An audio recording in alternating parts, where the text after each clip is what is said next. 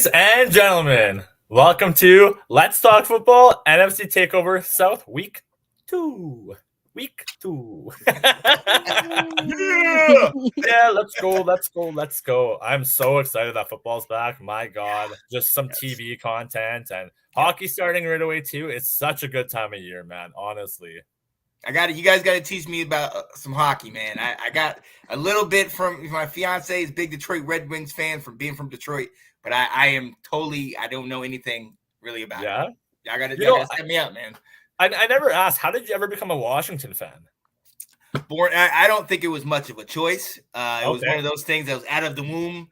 My grandfather was a Washington fan, my mom fan.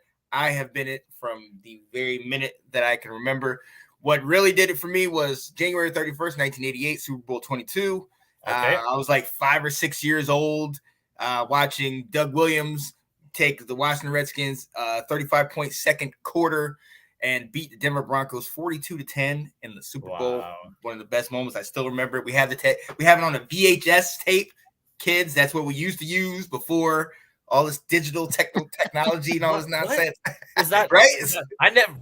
Like foreign? Seriously? What is this, right? Oh my God. Like what's this computer? What is this in front of me? That's so funny. You know what? It's actually kind of funny you mentioned that because that's kind of a similar story of what happened with me in NFL and how I became a Falcons fan, actually. I remember I was in college and I was finishing up my pipe fitting. I think I was in my third year in 2015. And everybody's betting on the Super Bowl. Who's gonna win the class? Blah blah blah. Falcons versus the Patriots, and I just bet on the underdog. And then after that, it kind of got me like looking into stuff a little bit, right? Like, like what is NFL really? What are the Falcons and stuff? And honestly, I just ran with it, and I never looked back. Never looked at any other team. I'm like, this is who I picked. This is who I'm going for, and I ran with it. And that's what I've done so far. Let's go. What about you, Nicole? Me? How did I find the Saints all the way up here? I know, off script. Hey, are you scared? You nervous a bit? No. It was my first, I think about I looked at it now. I think it was 10 years ago. It was my first full out Sunday football, and the prime time spot was against the Rams and versus the Saints, and I wanted the Saints to win, and they won. So they won my heart. There we go. I love it. I love these stories. Oh my God. At least I feel like at home, when it's a similar story like that. But I guess let's talk about, what happened this week, week 2. It was a big week. So I don't know, let's bring in Sean. Sean, you weren't here first week, I don't know what's going on. You going on traveling and all this and stuff, right? But hey, trying to get out here, trying to see a couple games. It was actually pretty great. We went to Michigan, saw a high school game, went to the University of Michigan, saw the Wolverines play. They blew out somebody. And then unfortunately, my other team, the Washington Commanders, took the L, and every Lions fan let me know. It was pretty bad at one point. They were patting me on the back like, oh, it's going to be okay. It's going to be okay. But do you have that video on standby by any chance? Do you I think I do. Please show the video. Oh, yeah. Ladies and gentlemen, you guys have to see. Hold up. I know we're going to switch it back in just a second, but I want to. Yeah. Oh, there it is.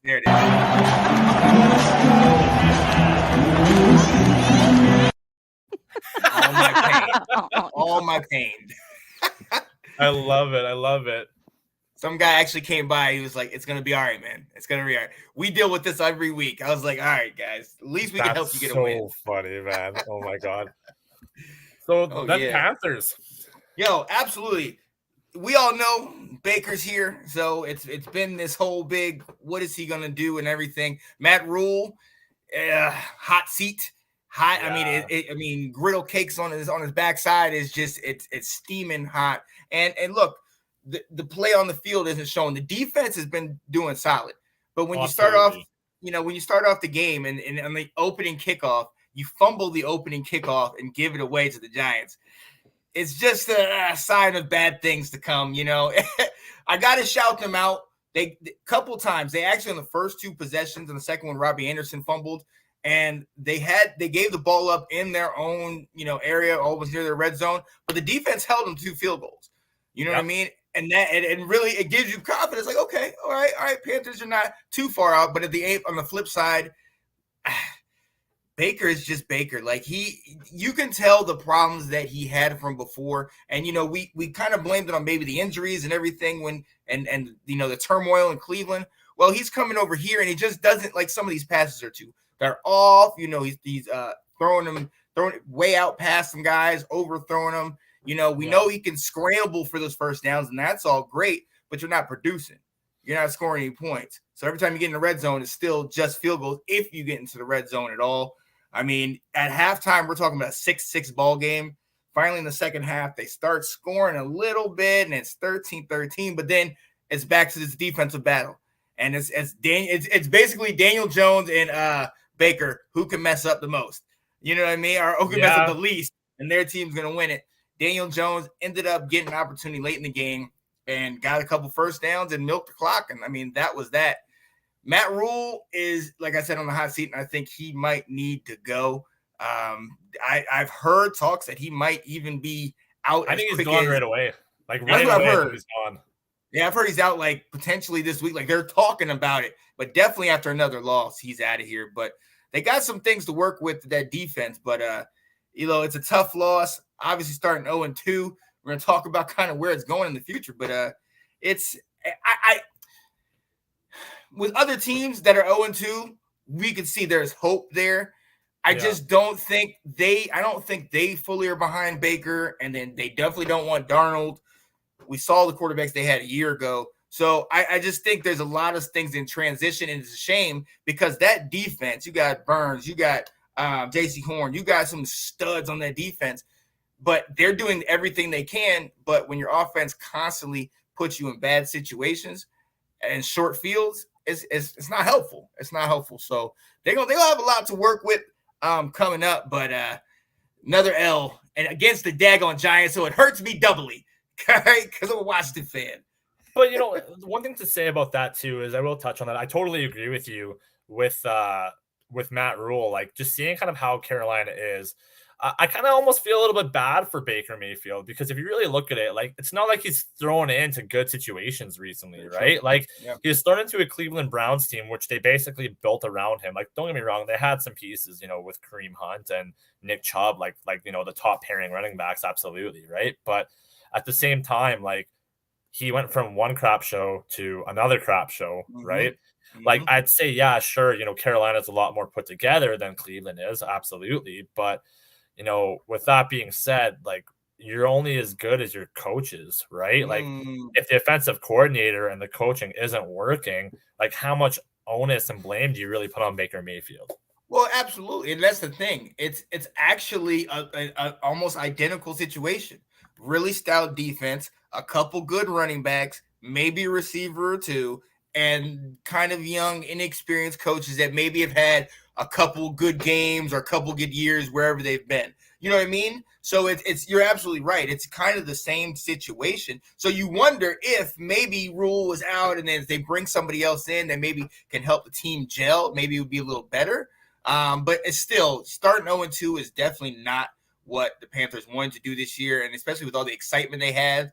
They were in both games. Both games were close, but you can't get behind in a division where you already have the Buccaneers talking about being champs, the Saints, and you guys. So we'll see. Yeah, no, that's fair enough. I guess that kind of leaves me too, right? So the Falcons game was interesting. I'm gonna be honest with you, from start to finish. I'm gonna be honest. I had this chalked up as an L right off the bat, so I'm not really necessarily too surprised that the Falcons got the L, but this was a game that we were expecting to lose. I predicted 27-17 last week, and that exceeded my expectations, obviously. It's funny because at one point it was 28-3, and then I saw a score a touchdown. I'm like, is this it? Is this the curse reversed? Is this it? I'm like, no way! This is gonna happen. And then we'll do a run, we'll win the Super Bowl. It doesn't matter. Because we conquered it, but we fell up short. But it's really interesting to kind of see how things have played out in the first 2 weeks. The first week, there was a lot of talk about how the Falcons showed up for the first 3 quarters, which they do often, and they didn't show up for the last quarter. Yeah. Now, the second game, it's the complete opposite, which is really weird, is they didn't really show up per se for the first 3 quarters, But that fourth quarter, my God, like they went hard. And going into the fourth quarter with a 28-10 deficit and then coming back and only losing 31-27 is a huge, huge improvement.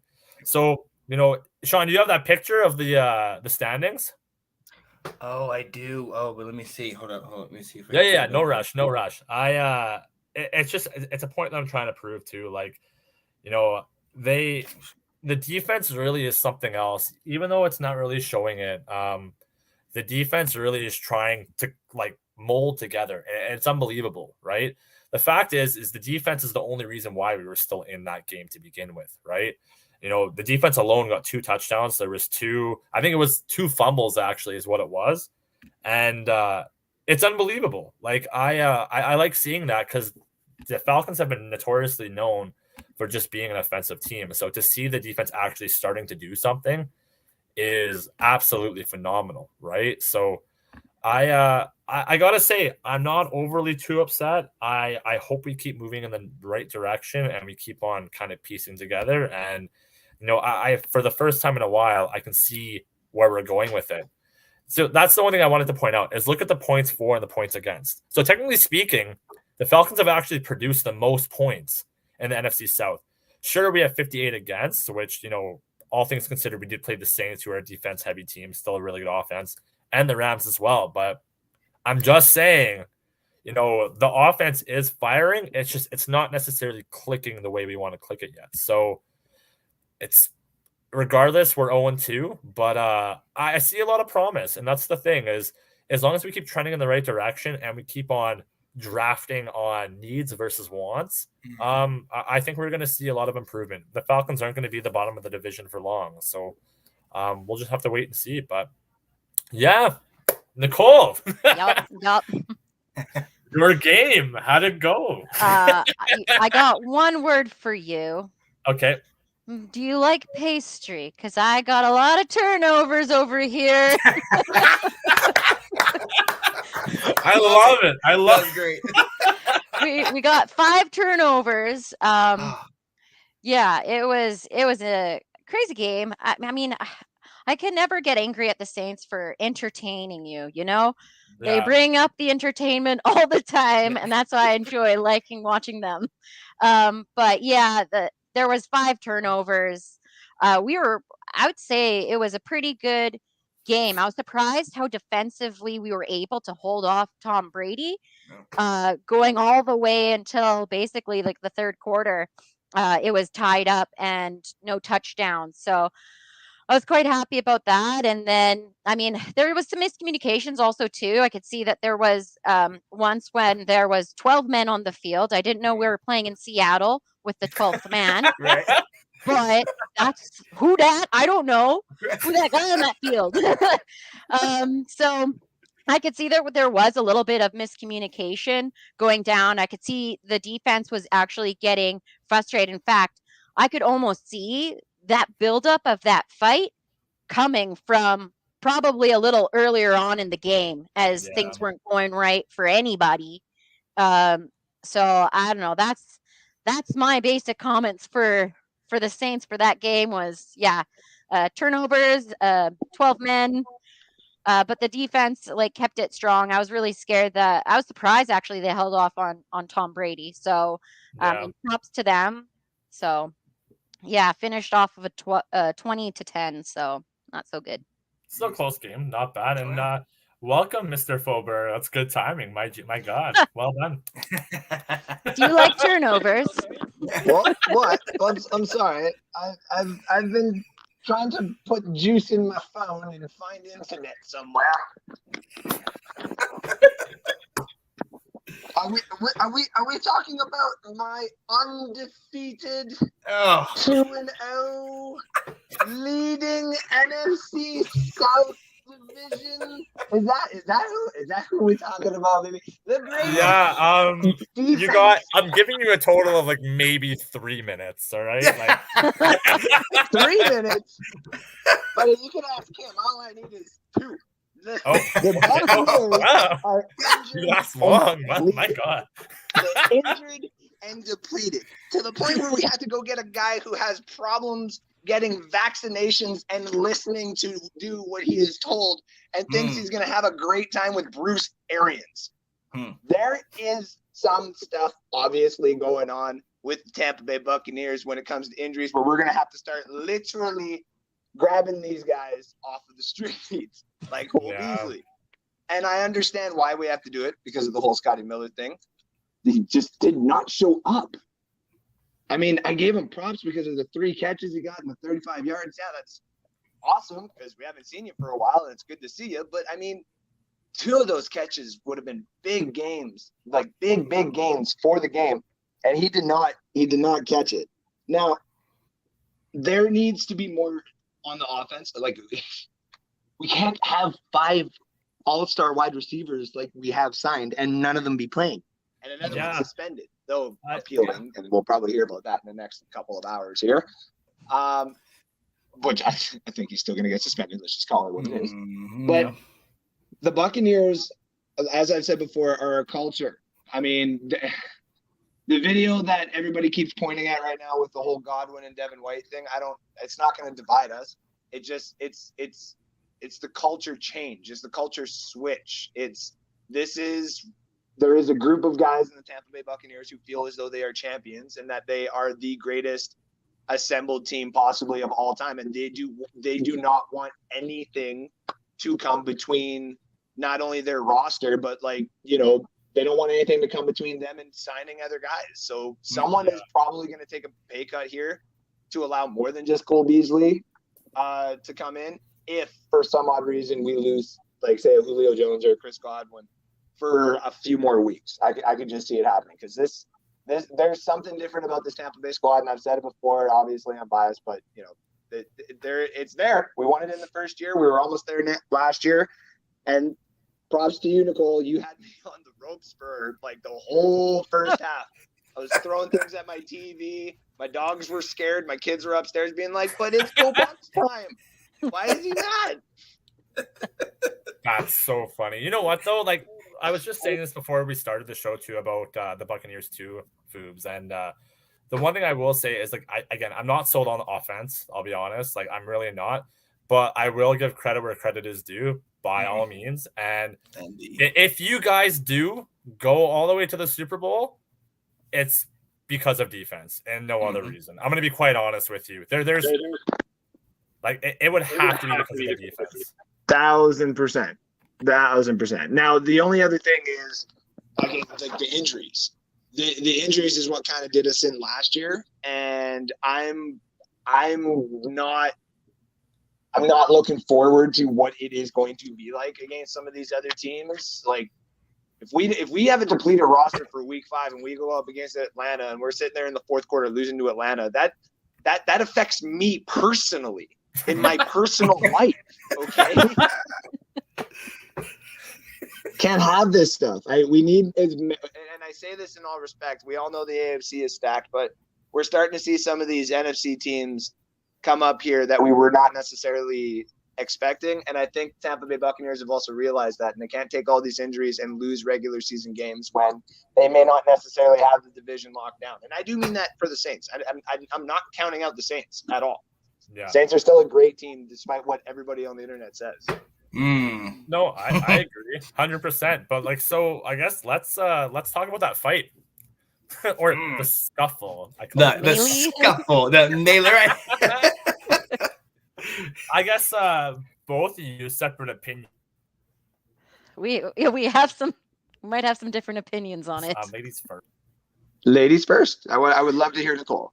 Well, last episode, I was just talking about Mike Evans. I was saying he's great. He's a solid guy.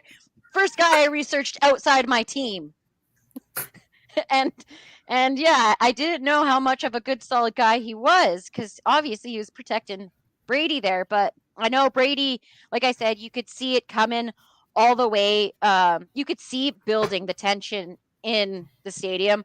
I mean, with Brady complaining 40 yards away when there's a ref right beside him, you know, as a little, he was getting frustrated. And I know that also too, it was after an incomplete pass to the Bucs wide receiver, Scotty Miller. And Fortnite pushed Lattimore, and then Evans, he was off the side, on the sidelines, rushing in. So, man, they must have a bromance, or I don't know. He's got his back for sure anywhere in the world. And he's looking out for Tom Brady rather than himself, I feel like, a little bit, because now he's not playing, and Kyle, I'm sorry to say that they're going in against Green Bay and then you guys coming back. Yeah. So you guys miss out on missing Evans. But I don't know. I thought it was crazy. I didn't realize, though, the Lattimore and Evans history started in 2017.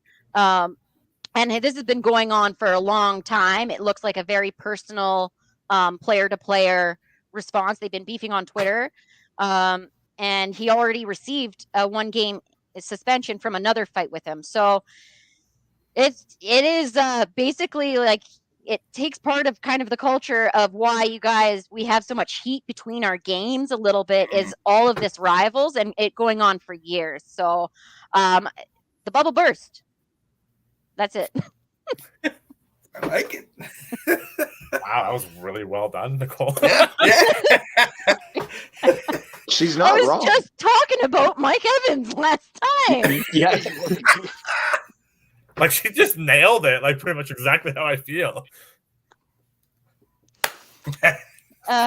Mike never came from the full sidelines. He definitely came from the side, though. Like, he was definitely going off the field. Like, if he would have taken one step on the white, the referees probably would have called that and been like, nah, like, he's for sure suspended. Like, he's suspended like 3 games then, because he's technically sidelined at that point. Yeah, the video that was put out afterwards of their rivalry really does, I hate to say it, does show Evans kind of doing it in a bit of a cheaply way. Like, you go back to the whole Jameis Winston one when he was on the Bucs, which really, like, God, those jerseys are atrocious. And it really puts into perspective the whole, like, how it started and why it's happened and stuff. And I think that kind of goes into, like, that whole conversation again with, like, Devin White and Chris Godwin on the plane is Jameis is in New Orleans. And so was somebody else from the Bucs there last year too. I think it was, or from back in the day. I think it was like Quan Alexander or something like that kind of joined them. And some other people have done it as well. And that started to kind of also be in this rivalry. But the Jameis thing really sticks because as much as I disliked him, which is, whatever. I mean, had a fun one season with the Buccaneers, in my opinion. The rest was kind of like having heart attacks every single Sunday. He when he went to New Orleans, he left a lot of his friends that he did basically grow up with and have all these different thjust go on with inside the Buccaneers organization. Like, a lot of guys were there for that whole we'll just say the atrocity, not just the crab legs, but the other thing that he was kind of having issues with in college, and a lot of those guys were around him for that. There's other things that happen around the Tampa Bay organization that he needed help with and he needed friends with, and he had that. And it's just when he goes to New Orleans, which is in the division and the big rival and stuff like that, that really starts to cause the other divide within the players itself. So it was not warranted on Mike Evans to do that, though. In my opinion, that's starting to show a little bit of cracks within the foundation, and I don't like that per se. So you really hit the nail on the head there, Nicole, with it, because like, not warranted. If I'm not being biased, he should get a couple more games, in my opinion. Like, he should get 3 or 4 because of, if you look at the fan-made video of him doing this with Marshawn Lattimore. But, like, Lattimore will put his hands up and be like, the flag's out? Can I defend myself yet? Okay, now I can start to do this. So I give more props, I guess, in this case to Lattimore for having a little bit more of a head on his shoulder in it. But obviously, hashtag go Bucs. Yeah. I just want to know what I don't know how they're much saying. left to add. Oh, Yeah. Oh, I just want to know what they're saying. Mike, everyone. Mike, every player for every game, and only be able to release some of it, obviously, out there to the media and to the fans. So, well, look, you know what Evans was saying afterwards to the refs. He was like, "That's Tom Brady." Of course, I'm gonna do something. Yeah. I would say the same thing. Yep, I'm gonna go out. That's Tom right there. I get it. I guess from an outsider's perspective, like, obviously I'm a Falcons fan and everything, and I know the history's there, but there's no excuse for Mike Evans. The only thing I have to add is you're going up against the Green Bay Packers next game, right? And they're a dominant team, and that game and that move, just from you losing your emotions and deciding to do that, and sure, you're defending your team, you're standing up for, maybe a bigger purpose and stuff, but that game next week could be the deciding factor of you not getting a bye in the first week. Like that honestly is the truth, right? Look how depleted the Bucs O-line is right now, right? And the fact is they're down Julio, you have Russell Gage, who is Russell Gage, and you're also down Chris Godwin. Like Mike Evans was a key component, to them actually having success, or at least somebody to throw to, right? Especially with Scotty Miller not really connecting, like in the first couple of weeks. I just think it was dumb. And you know what? You put your ego ahead of your team. That's all I'm going to say. And in that week, I really hope that, the Bucs do actually win that week and they can kind of push forward and not, have that as a turning point. But I actually 100% agree with you, Andrew. I honestly think it should be more than a week. I think it should be for a couple of weeks. But that's just my 2 cents. I don't know. What do you think, Sean? I think that's going to be one of those games that, Tampa, and forgive me for this, Andrew, but I think this is one of those games that without Evans, Tampa loses. And then we get to the playoffs, and then it goes back to Green Bay choking again, and Tampa. This is one of the games as a stepping stone for Tampa to move on. We know about 1,000%. Yeah, we know about Green Bay. I mean, let's even with all the injuries that Tampa has a receiver, Green Bay ain't got nobody that's really threatening us. You know what I mean? Their biggest threat is that two-headed monster in the backfield with Aaron Jones and AJ Dillon. So it's going to be a QB duel. We know what's going to happen. Where is this one? Is this in Green Bay or in Tampa? You guys know? I should know this. We're in Tampa. We're in Tampa. Okay. So yeah. So I mean, again, all intents and purposes, y'all could win, but I think this is something that later in the year, potentially in the playoffs, when y'all have a healthier team, then it's like this isn't even a game. Like we see what happens when you have Evans and then potentially Godwin at that point on the field. Whereas this one is kind of like it's still week 3, so we don't have to worry about that too much.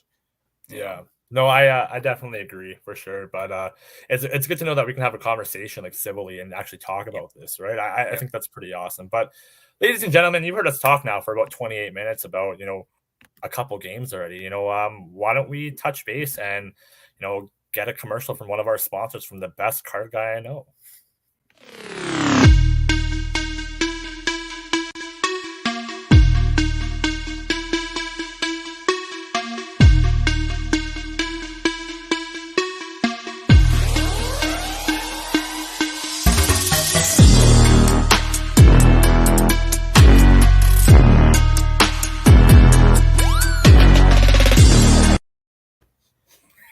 Love it. I absolutely love it. Such a solid dude too, so it just makes it that much better. But got to shout out Ash. Ash made that commercial. So really? Okay, well, shout out Ash Swinton. But yeah, Squid Rips Cards. He's live on TikTok at Squid Rips Cards, and I'm not entirely sure when he does this thing, but he always has the best deals. And if you're looking to get into the trading card game or just the purpose of collection, that's your guy, man. And hit him up.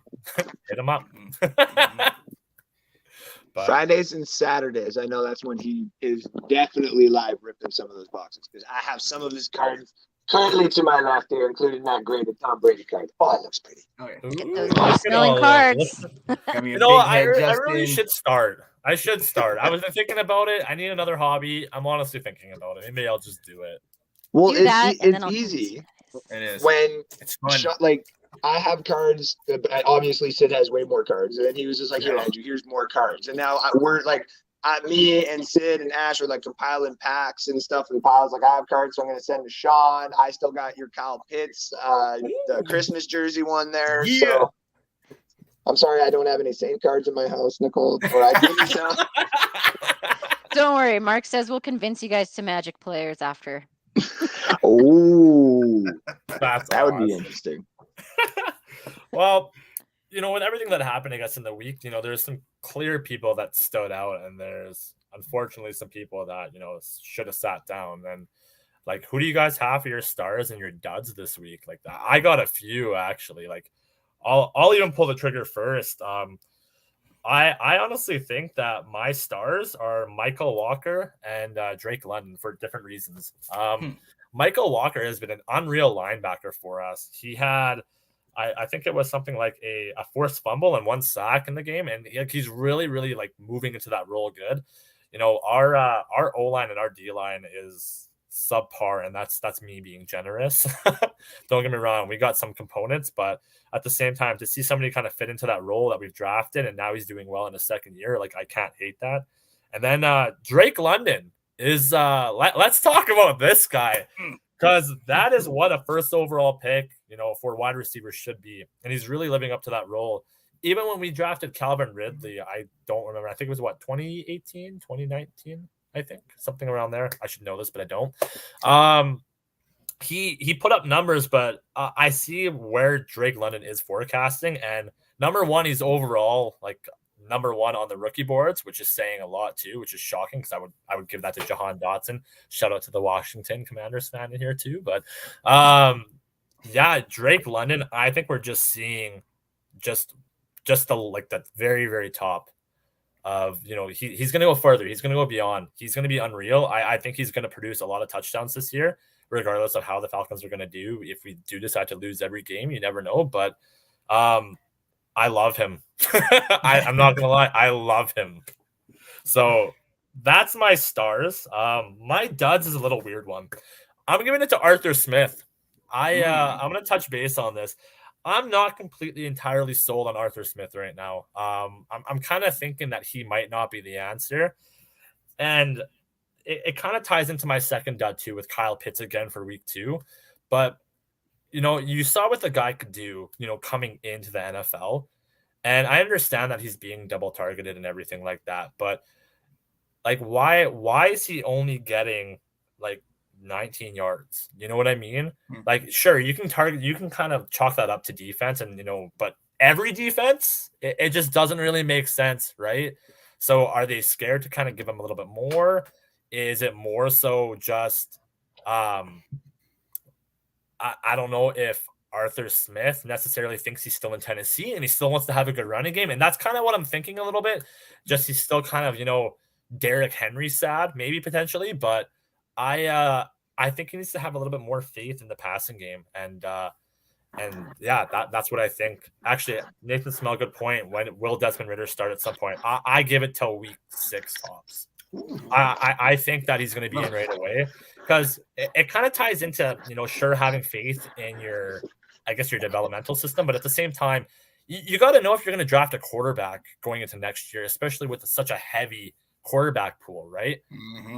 I do think that the Falcons, unfortunately, are going to have a higher draft pick, but even with that being said, yeah, I think you have to throw him in at some point. You got to pull the trigger, and I think at some point in week 6, especially, or probably around that point, when you realize, especially if you're going into like week 6 0-5, you got to.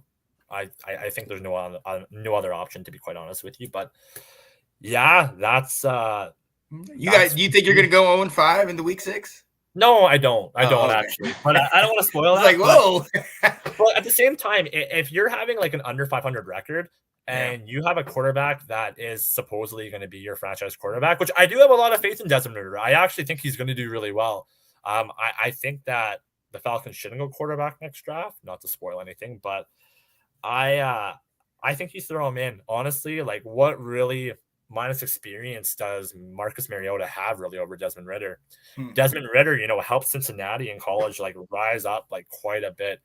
Like, Cincinnati was never a bad college, but the fact that they went to the semifinals, it says a lot, right? So I think you throw him in. I think you see what he can do. He's mobile, he has a good arm, and he has a pretty good passing average overall. And he really did show up in the preseason. So yeah, I think you have to. But yeah. Anybody else want to jump in? I'll hit real quick. Definitely as far as my stars, and this is somebody I'm so excited to finally see back in action. My guy, Mr. C-Mac, Christian McCaffrey, finally broke that 100-yard mark, getting back in the thing. Look, our offense runs through this guy, and he made Sam Darnold look good a year ago. And this year, I fully believe if Baker is going to succeed, he's going to need to have a heavy dose of the run game from Christian McCaffrey. And I'm glad to see him healthy. There's some other things. He did just get over 100, but a lot of that was one big run, and a lot of that is come coaching, but I'll talk about that in a second. Also, on the defense, got to shout out one of the best defensive players in the league, Brian Burns. 4 tackles, 2 sacks, 2 tackles for loss. Like, Brian Burns took over that game. And he has always been somebody that has led that defense. And this is a defense that a year ago, at one point, was number 1 ranked defense in the league. So I love what he's bringing to the table. He really kind of, like I told you, they had 2 early turnovers, and he led by Burns, they held the defense, or they held the offense to 2 field goals. So that really gives you something to look forward to. He's definitely a stout defensive player. And then on the flip side, my negatives is I gotta sit here and say Matt Rule and then that offensive coaching staff. Like, y'all are just, what are y'all doing? I mean, it's conservative play calling. I mean, like I talk about that run with Christian McCaffrey, he broke it. That was in the second half. Like, your first half is just really has not looked great.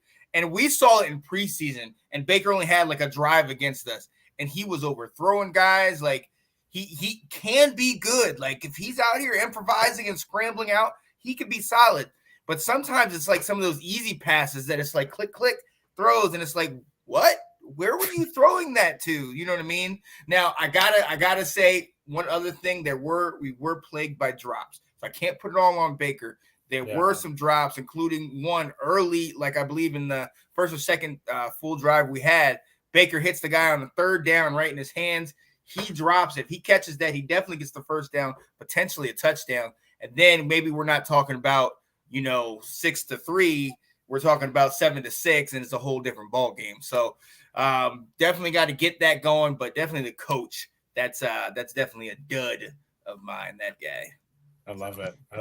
Yeah, I watched a little bit of it. I was watching mostly the Red Zone, obviously, I'm sure, as most people do until their game's on anyways. But I'm not going to try and say that, the Giants are bad. The Giants are doing something this year. Starting the year 2-0 is something to say about the Giants, right? So can't hate on them too much, especially with them not winning in the last few years, right? So yeah, I feel you there. But I guess, besides your guys' tension below us, or I don't know, beside, I guess, depending how you're looking at the screen right now. But Andrew, the Bucs, what do you think?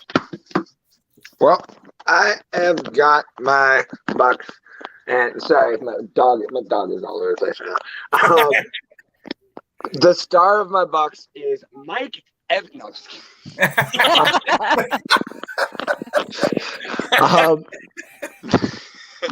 Sorry, I had to.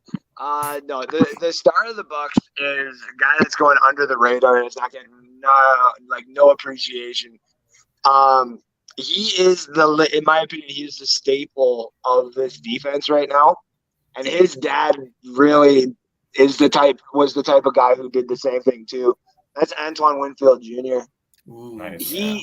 Some of those tackles that he's made in that game, just him being in almost every single shot of when the passes would be thrown by Jameis and stuff like that, whether he was in that pass or not, you could still see him on camera right there to make the tackle or right there to assist on the ball. And that was the one thing that he's really grown into. And, he won the Super Bowl. He's got the picture and everything like that, and that's awesome. But, he's really, really, really earned the right to be called one of the best, safeties out there in the game. My dud on this game, though, is Tom Brady. Wow. I'm gonna state this. I'm not going to like stating this. And the only reason I'm stating this is because I actually do hope I'm wrong. And he eventually does literally the opposite. Everyone remembers Peyton Manning's last season, right? Oh, yeah. No, I don't actually. I'll be honest with you.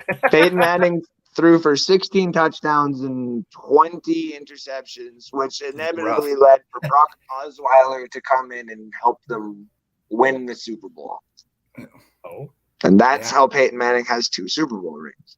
Mm-hmm. I don't want, if the Bucs were to put in, say, Blaine Gabbert or in Kyle Trask, we trust, please do not do that. If we were to decide to do something like that, like it not pull him, obviously, but if he were to really start showing that the age is starting to become a major factor into this, I wouldn't be surprised that, if you go into game week 8, week 9, and he's only thrown 10 touchdowns, and he's got, say, 8 or 9 picks, maybe even 6 or 7. Like the Buccaneers would probably look to do something, and I would probably assume to throw Gabbert in or to basically light the fire under his butt, or I don't know. But he can't have Tom Brady doing this, what he's had in the 2 games, if he's coming back for one more season. Like, we could have had a good draft. Or we could have taken this whole draft and looked around at quarterback. We could have gone after free agents. We could have done many different things, but he decided to come back and help us. So if he's ready to actually go, physically and also mentally, then I'm all right with what's going on. But if everything else that's being talked about outside of football is really what's starting to put this bad performance I'm seeing on the field into fruition, I don't want to be part of it. So Tom Brady is my dud for the week. Ooh. Okay. Here's to you. Yeah, wow, that's shocking coming out of your mouth. I guess on that note, before we move on to Nicole, does Kyle Trask play some games this season? Sorry, what? Does Kyle Trask play some games this season? Does it happen? No. He's preseason. I don't. If he were to touch the field in regular season for any type of reps, I think our fan base would have a heyday, because he's a Florida Gator after all. So everybody would be, calling for either his head or saying he is the next coming up Tom Brady. So I don't see Kyle Trask coming in though. Just, I know he's a high pick, and I know Davis Mills only was 2 or 3 picks after him or before him or whatever, but he's not ready to start in the NFL. I would put Blaine Gabbert in 1,000 times over Kyle Trask at this point. Fair. No, that's not bad. All right, fair enough. All right. Nicole. Please have the floor. I'll wait. Okay. I'll tell you, yeah. All right. Okay, so for my dub, I'm gonna have to go on the same kind of win fall as what Andrew did and say that it's Jameis Winston for me. Mm-hmm. He clearly was underperformed. He threw 3 interceptions. He only completed 25 out of 40 passes for 236 yards. He got sacked 6 times. Oof. The only thing that I have to say in his defense was that he was playing with 4 fractures in his back. And he had padding on there, but I just think that those fractures, you could definitely tell, there wasn't much of a running game. And then as we were throwing it to the other team, just like how Nicholas Rosio said that for the Saints to make a serious run, Jameis needs to stop throwing it to the other team. So I agree 100% with him. The only fallback is he's playing with fractures. I don't know what that guy is on to even be on the field playing in those kind of crucial moments. And I thought maybe, Taysom Hill would step up for the guy, but that didn't happen either. He wasn't much into the slot as I would have hoped or thought so. So yeah, that's my dub. And then can Can we do consecutive stars and see how Yeah, long this yeah. consecutive Do whatever star you can want. go? There's no right or wrong way. It's just I had the same dud for 2 weeks in a row. It's just it is what it is, right? Yeah. I'm just gonna give it again to Michael Thomas. He's my boy right now. Out of the 2 games, he got our 3 touchdowns. You know, it's all him all day. And he's like a red zone hot tamale in there. So, yeah, I can definitely see him coming back from his injuries as a stable wide receiver for the Saints O-line for sure. So that's my ultimate star.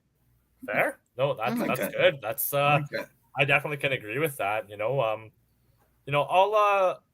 I'll move on and I'll eat some sauce and I'll be humble. I'll own it, and I'm gonna try and pick a different team every week, just so that way I'm not just picking and choosing from one team, because I want to outline the whole NFC South as much as possible. But my be humble this week is definitely going to be Jamal Dean. I think Jamal Dean had an absolutely unbelievable week. 2 interceptions. He was the direct result of 10 points in the 4th.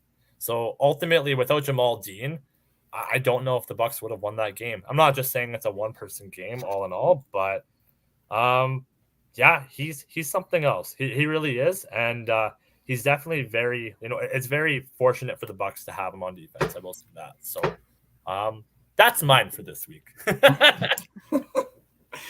My opposing player that I'm gonna be humble and I'm gonna shout this guy out, and this is kind of a crossover because I'm also, as you know, a Washington fan, and all off season I was saying Washington needs a big, tall, bulky receiver that can go, jump up, a Mike Evans type that can get it in the goal line, throw that little goal line fade. And there was another team, this guy. Who took him before we could get him, Drake London. You talked about him, Kyle. That guy absolutely balled out. Every week I'm just like, well, I'm not as much because, Jahan Dotson getting it done. But Jahan Dotson's unreal. Yeah. Jahan Dotson got 4 touchdowns in the first 2 weeks, so I'm good with that. But as far as my Panthers, Rob Yanders, I mean, our best receiver, DJ Moore, and then Chris McCaffrey, between those 2 guys, you kind of wish you had another threat. And that would be somebody that I would love to bring if they were to bring over there. But you saw what he had: 8 catches, over 80 yards, had the TD. Okay. Like he's a monster, and it's so good that he's performing well and early, like he is. Because if you see in the same game, Kyle Pitts didn't necessarily have the best game. So to have your rookie come out and do that with a guy that you're not really sold on in Mariota, even though he's got a live arm, but he also does kind of toss to the wrong team a couple times. So, definitely Drake London. Yeah, go ahead. I was gonna say I love it. No, I guess from all of an outsider's perspective, do you blame Kyle Pitts' success on Arthur Smith, or do you think it's a Kyle Pitts thing?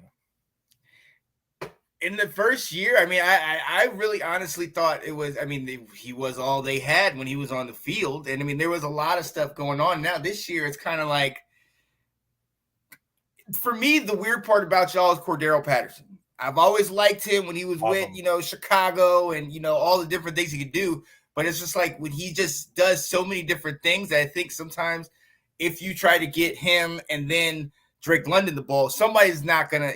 There's not enough balls to go around. So somebody's not going to eat. So sometimes Kyle Pitts is not going to get it. And it's kind of like, it's weird because how he came out of college, this man amongst boys, this tight end that could be a wide receiver, that type of thing.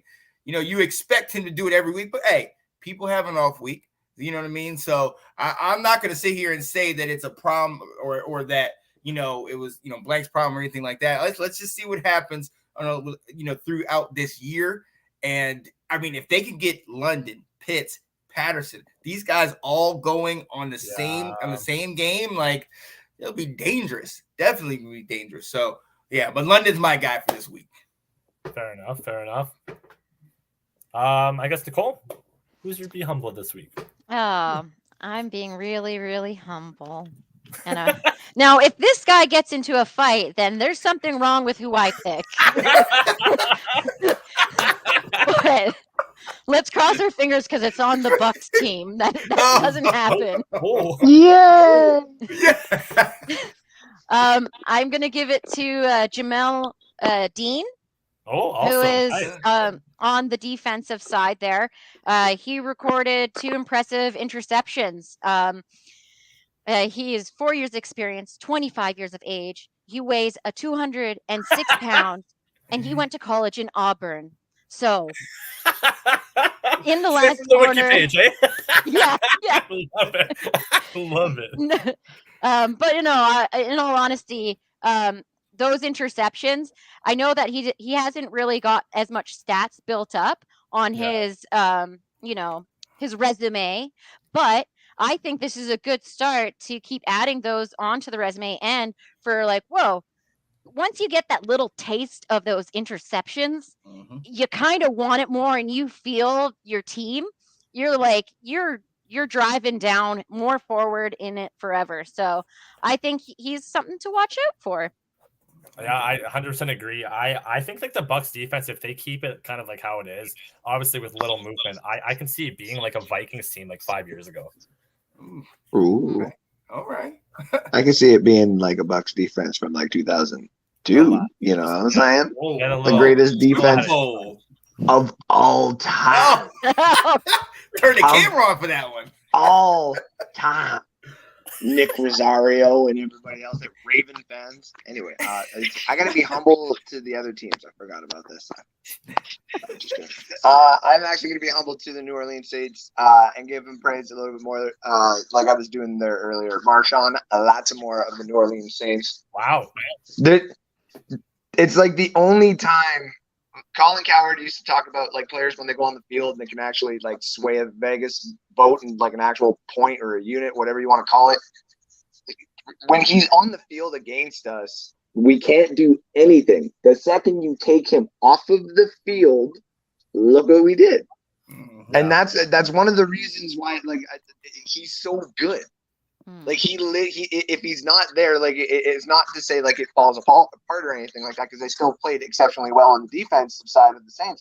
But he is that guy.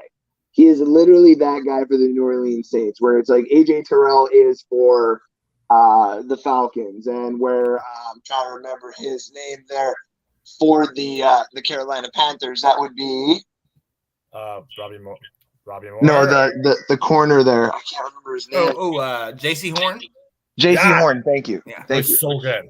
And they also got a couple other they're pretty good too. So like shout out to the Carolina Panthers. But like I love Carlton Davis, but there's nobody better for corners in our division, in my opinion. Of course, because I know Kyle will come in there and say, well, AJ Terrell is really good. Well, not the first 2 games. Marshawn Lattimore literally changes the outcomes between the Saints and the Buccaneer game. So I gotta eat some humble apple pie here and go with Marshawn Lattimore. I love it. You know what? We definitely need like a little thing like be humble. Yeah. Be humble. That's all that's going to get my head about this. Like be humble, do not fumble. Yeah. That's awesome. But yeah, I love it. It's unbelievable, how these players are coming up too. But here at Let's Talk Football, we have many shows, many hosts, many friends, many folks. But let's check out some of them.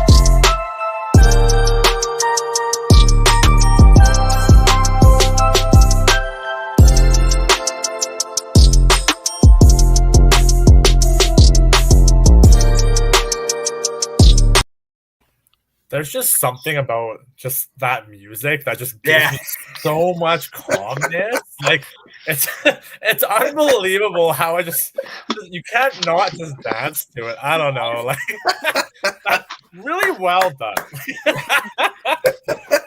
Sean, I gotta let you take it away. You know, you've built up something pretty amazing, you and Janae here. So yeah, like it's much appreciation. Oh yeah. Hey, appreciate all you guys, man. Because look, at the end of the day, you still got to take the time out to get on these shows and to do them, and to continue to come back and do the research and that stuff. And that I'd never take any of that stuff for granted. I appreciate y'all so very much. So let's keep making this magic, baby. I love it. You know, ladies and gentlemen, that is a good point too. Is it takes a lot of work. You know, we can't just come out here and just use stuff, and you know, it does take a lot of effort. It really honestly does. So, you know, it's just something to really consider. You know, just give us a shout, give us a like, give us a share, give us it all. We want it all. So, but Nicole, I gotta say, when you said in the chat what we discovered, you actually made me do a little bit of homework, which I hate, but I don't hate. But what did we discover? What have we discovered recently in football? So you got to take it away. This is you, bud. Okay, so. This came about in about 2 years ago. We play Magic cards. You have like uncommons, rares, and then you got your mythic legends.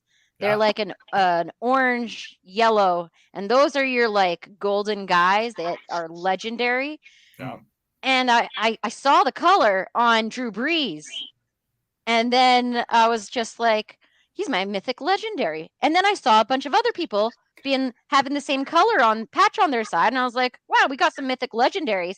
So I went and I looked it up, and it's actually there's a way. It started in 2007 when there's about 6 captains that you're allowed to be a captain on the field.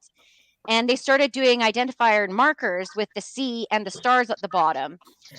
So as of right now, not all the leagues do it. I saw that there was the Steelers never wear them. Packers only wear them in postseason. So it's really an aloof rule. I know that. That some teams participate and some teams don't. But for the teams that do, the only way that they can get into a mythic legendary status is basically by after the 4th or 5th consecutive year of being chosen as the captain, it goes into the gold, and then you're a mythic legendary, baby. I love it. So keep an eye out on the field for those mythic legendaries, because they're going to be the ones to watch. I can dig it. I like that. I never knew that. I'll be honest with you. I did not at all. Yeah. But how do we collect those? Yeah, no kidding. Like, how many mana? Collect their jerseys. Rip it off. Oh God, that's expensive. That's an expensive habit to get into. What did you discover this week, Foobs?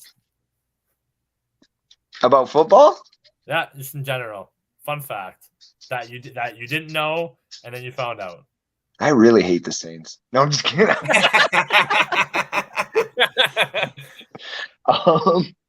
Honestly, really, it's. I guess you would say let these quarterbacks develop. I mean, how many times did we write off Tua? All of us write off Tua in the off season. And I mean, this could be very, very easily just a quick little flash in the pan, like a Matt Flynn type thing. You never know. But you got to give the respect to the guys who have always gotten the internet against them, their coaches against them, the fan base against them. They come back. Now everybody wants a Tua jersey because he broke Dan Marino's record and came back against the big old bad Baltimore Ravens. So I think it's giving these guys some time, and there's not a shot at the Buccaneer fan base there with the whole Jameis Winston thing just because we got Nicole here. Like, Jameis Winston is a developing quarterback, and if he's 38 years old and he wins the Super Bowl, I'm going to hear it from everybody. So you will. Yeah, I will. But the fact of the matter is, like, development, these quarterbacks, even just players, but quarterbacks in general, especially, just let them develop, because they'll eventually possibly take you to the promised land or be what they're supposed to be drafted to be. Mm-hmm. Yeah, I like that. Yeah, sure. Mr. Spencer. I discovered this week that Matt Rule still has a job. I thought he would have been gone weeks ago. I'm not going to lie to you. I didn't think he did great last year, so I definitely didn't think he was going to stick around this year. I thought after that first week loss with Baker and him losing to the Browns, I thought, okay, maybe he'll be out. Now he's on the hot seat, but he's still got a job, so we shall see. I guess teams care about their coaches sometimes more. Maybe they don't want to do it. I don't know. But, yeah, that's my this week. Sorry, I don't have anything cool, but I like that one. Discoveries. The more you know. So the more I know is I never knew that the home team is required to provide 24 footballs in the game. Oh, wow. I did not know that. I had no idea. Yeah, I didn't know that. I didn't know that was a rule or anything. So the more you know. The more you know. I like that. Imagination. Yeah, imagination. But I like that. It's I like this little segment. I think it's awesome. I think we've discovered this segment. Is there anything hidden in the nooks and crannies? Is the balls really deflated? Are they deflated? Love it. So what's gonna happen next week? I guess this is one of our last segments. So what do you think is gonna happen? Do you think there's gonna be any blowouts? Do you think your team's gonna do well? How do you think week 3 is gonna be, Sean? I guess you gotta run. So let's start off with you, bud. Let's see. I should have looked this up real quick. We are playing. What do we have next week? Oh, the Saints. Oh, wow. Well, I know one thing. Lattimore won't be on the field. So our air attack is going to be on fire. Absolutely. And as long as Jameis can keep throwing us the ball, hey, we're good with that. Honestly, I am worried that defense, we saw what they did in the first half against Green Bay, or against Tampa Bay. We saw how, until the ruckus, the scuffle happened, it was extremely tight game. So I know they have a solid defense, and look, they have weapons. Olave, like you said, and Nicole, Michael Thomas back this year. But Jameis is still the X factor. He's the Baker Mayfield. He's the Mitch. Like, can he get it done, or is he going to mess it up and throw it to the other team? So he's going to have to prove it to me. I think this is a game we can get a W in. I'm calling it right now, 21-17. I think the Saints are still kind of in their head about the Bucs, and they're still mad about the Bucs, and we kind of sneak one in there. Matt Rule saves his job for one more week. Wow. Okay. No, that's fair. And Sean, I appreciate you coming on, being our honorary Panthers fan going forward until a foreseeable future. Ladies and gentlemen, if there's a Panthers fan out there, we need one of you. We really do. And we're good company. We really are. So, Sean, I'll make fun of you just as equal. Right. Close enough. Yeah. But Sean, when can we find you next? I guess is the next question. Well, I will be in the background on the next show, producing that, doing the videos, doing all those type of things. Tomorrow, Washington Football Weekly, and then Saturday, Sunday, college football game, NFL game day, wherever there's football on, whatever we're talking about it, that's where I'll be. So there we are. Well, there we are. Thank you, Mr. Spencer, and I will hear your voice very shortly, as it soothes my soul. Oh yeah, appreciate you guys. All right, sweet. I guess just because you're on the bottom right now, Foobs. Next week. 3. 3-0. Yeah. 3-0. Who do you play? We're playing Green the Green Bay. I am scared. Like this is where we start reaching into like, and again, no, anything I say is no offense to any other team I've played against, Nicole. This is the one team that we really like.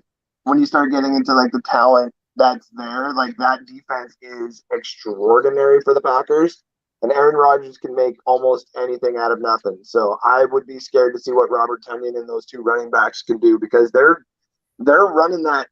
I don't even know what it's technically called, but like that two running back set.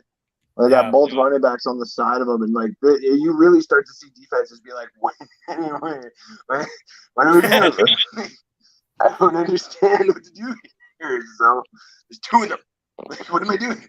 So yeah, it's gonna be interesting to see what the defense does, but I still think we get the dub 3-0. Okay. What's the score? I mean, knowing Brady, probably be like freaking 10-3. No, I'll probably go with 20. I'll probably go with 23. Probably 23-17, 23-20, something close, but I still think the Bucs will take it. Okay, fair enough. For Green Bay, do they still have that large guy with the curly dark hair? No. Okay. I'm trying to think. I'll look it up. What is it, Tonyan? Is it? I know it's not Aaron Jones. I wanted to say it's Bakhtiari. Oh yeah, isn't it? Oh, Matthews. Oh, it's Matthews apparently. Maybe yeah. That sounds familiar. No, Matthews is gone. I wish it was the good old Packer days. That was actually fun times. Oh God, yeah. AJ Hawk and Clay Matthews. Oh God, yeah. We're not talking about that anymore. I think the Falcons get the first W this week. I'll be honest with you, playing Seattle. I touched base on this a little bit earlier, but you know they're hungry, and that's the thing. Is the Falcons have produced the most points so far in the NFC South. Like they are doing things. It's just no one wants to hear this, unfortunately, but they can't finish. They can't. No, they can't finish. They're they can't. So I think they're hungry. And I think they're itching for that win. I think Seattle still has that big question mark too. So I think the Falcons pull it out, and I think it's going to be 28-17. That's what I'm going with. Nice. So Nicholi? Well, I just have to say that I think the football gods knew I was going to be coming on this podcast and said, you know what? Let's just set her up with everyone in the division the first 3 weeks. No kidding. It's kind of great. I'm learning so much from the other teams about how not to do football. No, I'm kidding. Oh my God. Don't hold back. Jesus. Find me, please. No, I think it's going to be a good game. It'll be a good refresher to get in with the Carolina Panthers and see who's hot, who's not, skillfully wise. But yeah, we're playing the Carolina Panthers, and I think it's going to be 23-17 for us. We need a win after that fight, and no fights on the field. Yeah, I don't think we'll be seeing much more of that. No. I do think I do agree with you both. I think the Bucs pull it out, and I also think that the Saints pull it out too. But I guess just before we go, just off the top of your head, hopefully Foobs, you're good at this, but let's say if your team were to just be done right now, right? Who are you drafting right now?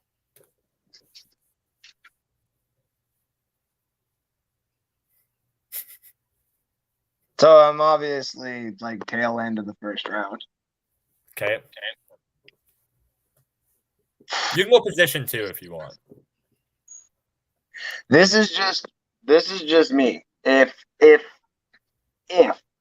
Buccaneers won the Super Bowl and we knew that like half of our team was retiring, I would have no problem taking that 32nd overall pick and going after like an Anthony Richardson or a Tanner McKee, like one of these quarterbacks that are going to kind of be forgotten about or people have to trade into the first round to get. I wouldn't be opposed to that just because we're going to need to anyway. So whether we were to sign somebody or not. So fair. Okay. I like it. I definitely agree. Nicole, did you get a chance to look? Yeah. Football Guys 2023 draft buddies. I got here. I'm going to go with this guy. He seems pretty cool. He's from Texas, and he's a running back, and his name is Bijan Robinson. Told you. Oh, no. Really? Oh, that's that guy. I really hope not. I would be so upset to see him and Kamara. I honestly would just cry. Like, it would be devastating for me. I don't know what Cam Jordan would do without his podcast buddy Ingram there. But yeah. Bijan would scare me on any of your guys' teams. And yeah. I've said this about Kyle many of times. Like that, if they want to go get like a quarterback in free agency and say you want to come see a really cool offense, here's Bijan Robinson. Like, have fun.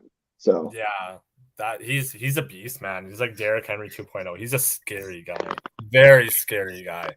That's who I want, but I can't think with my heart, unfortunately. You have a lot of holes. Yeah. Oh yeah. I think the Falcons are going to pick pretty high. I don't know if it'd be. I think it will be top 5. I don't know where top 5, but let's just speak hypothetically that the Falcons do get the first overall pick. I think they go Will Anderson. Damn I think right. They go edge rusher. Yeah. That's kind of where I'm thinking. I think that's a smart decision. I know everybody's like, okay, go with the quarterback. You're not sold on Desmond Ridder. This is kind of what I was talking about a little bit earlier. You can't just really judge if a quarterback is going to perform on one season, like not even a full season. Let's say he does get thrown in the 6th, week, right? And he doesn't, I guess, perform the way that he should. Like, that shouldn't really fall on him. That shouldn't be his complete fault. Like, I wouldn't go and just draft a quarterback just for that reason alone. Give the guy a full season to actually see what you can do. Get his feet wet a bit, sure, in the first, season, but the second season, let him have a shot. Let him see what he can do. Let him see if he can run and stuff. And realistically, even if this is a huge quarterback pool, there's quarterbacks every year. There's going to be a top quarterback every single year, and who knows? Maybe a bunch of the quarterbacks, which I don't think this is going to be true, but maybe they're all like a bunch of Baker Mayfields, or who was the guy off the Browns that went to the CFL? What was his name? I forget. Johnny Manziel. Yeah, Johnny Manziel. What if it's a bunch of Johnny Manziels, right? Where you think he's going to be amazing and he's just a complete wash. So I think we got to go edge rusher. I think that's the smart decision. You keep, as many people say, you build in the trenches, and that's that. So that's what I think. But to be fair, I do not think you need the first overall pick to get him, because I think that there is so many intriguing quarterbacks, like 3 at least, like CJ Stroud, Will Levis, and Bryce Young are all coveted beyond anything to some of these franchises, to the point where if you're sitting at number 3 again, or even at number 4, like, you're not going to get the quarterback that you want. So it'd be like, bring in Khalil Mack 2.0. Like, let's go. Yeah, he looks good. I got to watch more of him, but I think he will be. This is too early of a prediction. You can call this an overreaction, but I think he will be slated to be the first overall pick. I think he'll be there, but whether he gets picked first overall or not is a whole different story. But I think that's where he'll be. But I guess we'll see. It's only week 2, so we'll see how the upcoming weeks go. But thank you all for taking the time out of your day to come and watch us, or if you're going to be just watching us later, I appreciate you for tuning in.